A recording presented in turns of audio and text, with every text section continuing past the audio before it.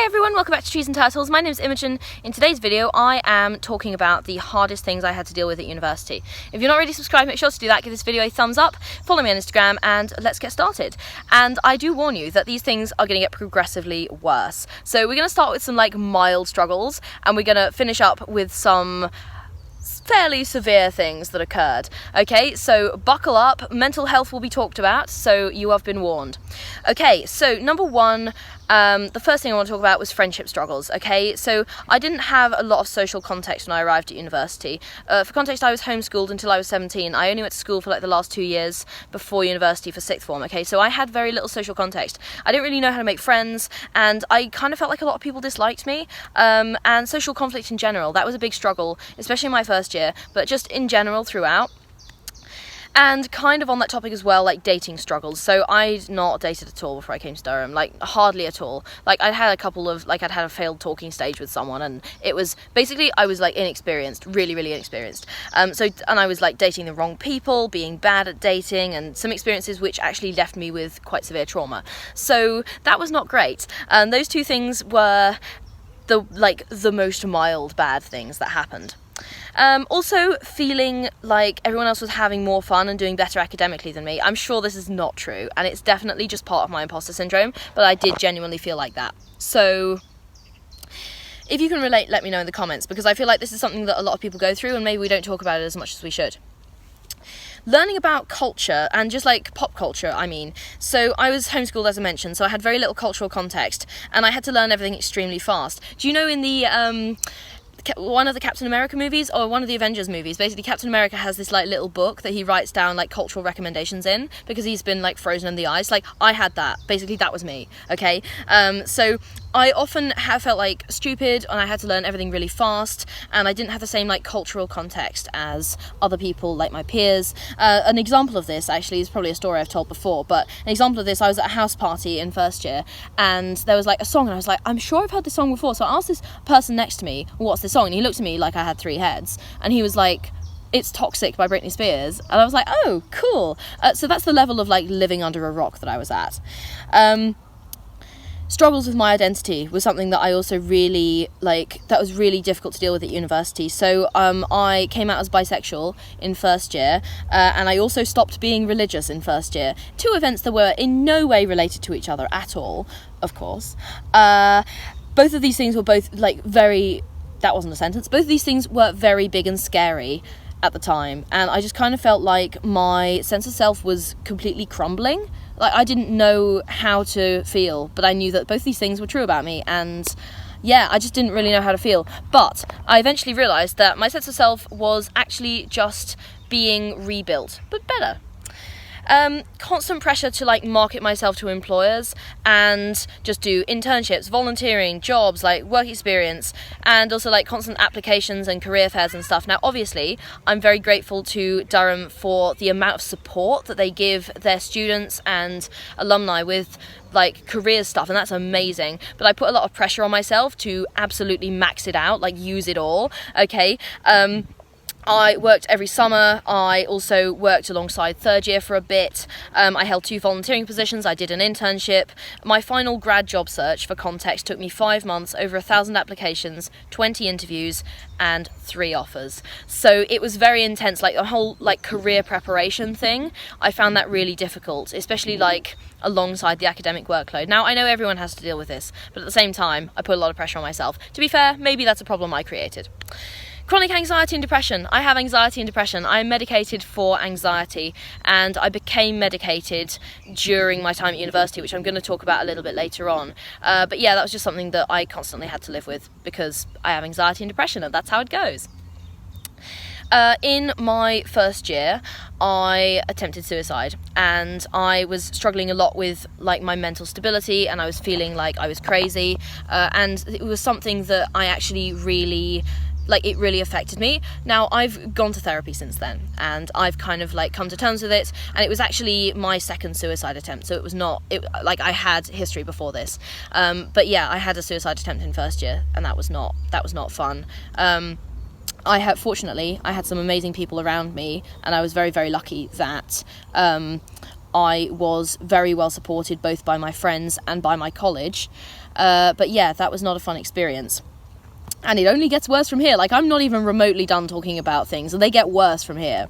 The next one, I had a stalker. I still have a stalker. I was cyber-stalked for several months during my final year, and although my stalker has backed off, he's repeatedly made me aware that he's still watching me, so that's great. Wanting to drop out in second year from the stress and workload. So Epiphany term, okay, if you don't know the Durham term system, which maybe some of you don't, first term of every year is called Michaelmas, the second term is called Epiphany, and the final term is called Easter. Okay, so Epiphany term, second term, in second year on my course is anecdotally, like, I have no idea if this is true, but this is something I've heard several times, anecdotally it is one of the most dropped out of terms in the university. So if you are doing geography, beware of Epiphany term second year, I guess. And it is, like, the workload is so high that I had 3 separate lecturers apologise to me for it, which was hilarious. Anyway, wanting to drop out in second year, second term, the urge was very strong and it was difficult to resist. Fortunately, my thesis supervisor talked me down. I wasn't gonna drop out, but, like, I was tempted. Estrangement. So I haven't really talked about this on my channel much before. I did consider making a whole video about it, and if you're interested in that, let me know in the comments, because I can. But I went through a very acrimonious estrangement from my mother in the summer before my final year, and although my life has got a lot better afterwards, fortunately, which is great. The initial event was very, very stressful, and it did happen during the university holidays, but it kind of affected, like, my whole final year. I was under a lot of pressure to find a job, find somewhere to live, become financially independent, and although I still did all of those things and still got my 2-1, it was a struggle. Like, it was just so much pressure and I was under so much stress. So that was really, really not fun. I had a mental health type crisis event happen to someone very close to me during second year, and to give you an idea of the scale of this event, it involved multiple police vans and an ambulance, and I was a key part of helping prevent that situation from becoming fatal, and it did work out okay, but I had pretty bad PTSD symptoms for months afterwards, and it really affected, like, my mental state in second year, because it was something that was really, like, unexpected. And even though, you know, I was able to help intervene and, you know, everything worked out, it was still, like, so stressful, and that's why one of the top 3 most stressful things at university. I have 2 more for you, and they are both worse. I was hospitalised with stress. That's number 2. So I was hospitalised in second year, actually not long after this event, and I do think this, like, contributed to it. But I was under a lot of academic stress. Obviously, this was also Epiphany term second year, so all of this was going down at once. Like, all of this was happening at once, and it was not great. So I had a huge panic attack, which caused me to stop breathing, which I didn't know. Like, I didn't know a panic attack could do that. But anyway, I was carted off to hospital, apparently. I was not conscious, like, hardly at all conscious for this process. But anyway, I was carted off to hospital, and I had an overnight stay in hospital. And after they, like, saw me, they said, look, you have chronic anxiety and this could happen again at any point. And I was like, oh, that's great, because at that point I was, like, existing unmedicated. Like, I had my own other coping strategies, but I was existing unmedicated, and they were like, this could happen again. I was like, sweet. So I went to my GP, and my GP gave me some medication. I've done a whole video on my experience with medication, so if you're interested, look that up. But yes, that was the event that caused me to get medicated for anxiety, and that was the second most stressful thing that happened to me in university.